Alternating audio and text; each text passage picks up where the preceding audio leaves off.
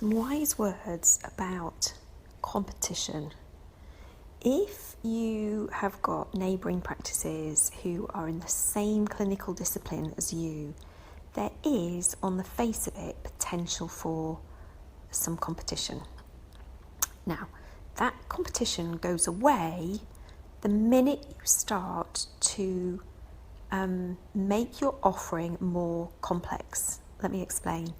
If what you're offering is, for example, a toenail cutting service, it's very easy for that to be competitive, because if that's all you're offering, you come in, I cut your toenails, you go out, end of story.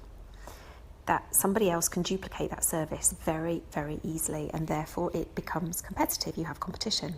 However, the more complex you make that offering, the further you remove yourself from any kind of competition. So, for example, this is on 2 or 3 fronts. Number one, what else clinically can you do to support that person? Are you routinely going to be running some tests? Are you routinely going to be offering hot wax therapy? Are there other value added things clinically that you're adding to that service that means it's not just a nail cutting service? Then the next layer out from that is the elements that you offer inside your practice. So the nuts and bolts, effectively. So the facilities, the tea, coffee, beautiful decor, beautiful plants, nice music, smells nice, comfy chairs, not plastic chairs, some really nice, maybe creative, artistic furniture. That's the next layer of the onion. And the final layer of the onion is the human complexity. So the more that you and your team engage with your patients in a very personal way, again, you're removing yourself from the competition.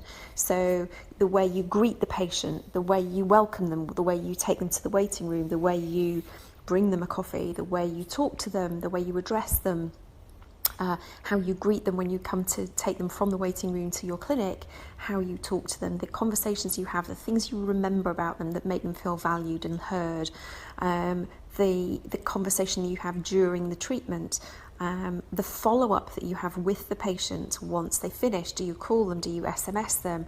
Are you emailing people to follow up? All that human interaction is another complexity that you add to the service that you offer. So if you layer on layer more complexity to the service that you offer, for example, products as well, you could sell products that connect to the service that you offer. So can you provide the patient with some really high quality nail nippers? That means, and then provide them with a video that shows them exactly how to use those nail nippers so that they can self-manage in between appointments, so they can go longer between appointments.